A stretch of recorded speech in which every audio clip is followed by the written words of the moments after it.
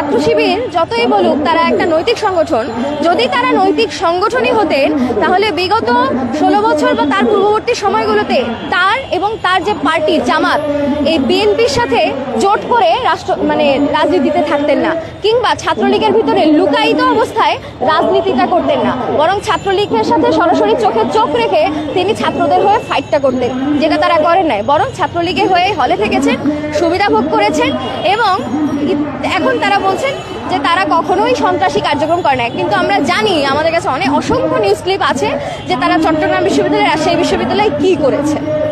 তিনি তো অবশ্যই এই প্রশ্ন এড়িয়ে যাওয়ার চেষ্টা করবেন এবং পরবর্তীতে এটা সম্পর্কে একটা বিভ্রান্তিকর উত্তর দেবেন। অবশ্যই জামাতে ইসলামীর বাংলাদেশের যে স্বাধীনতা যুদ্ধ, মুক্তিযুদ্ধ, সেটার বিপক্ষে অবস্থান ছিল এবং তারা এক পাকিস্তানের পক্ষে সেখানে লড়াই করছেন এবং সশস্ত্রভাবে বাংলাদেশের যে মুক্তিবাহিনী, মুক্তিযোদ্ধাদের ওপরে তারা হামলা করেছেন, নিরস্ত্র মানুষের উপরে হামলা করেছেন, গ্রামে গ্রামে গিয়ে নারীদেরকে ধর্ষণ করেছেন।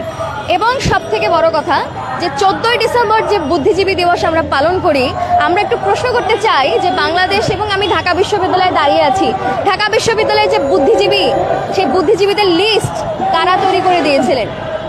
সেই প্রশ্নের উত্তর কিন্তু জামাতকে অবশ্যই দিতে হবে, কারণ আমরা জানি এই শান্তি বাহিনী, আলবদর বাহিনী পরিচালনা করতো জামাত।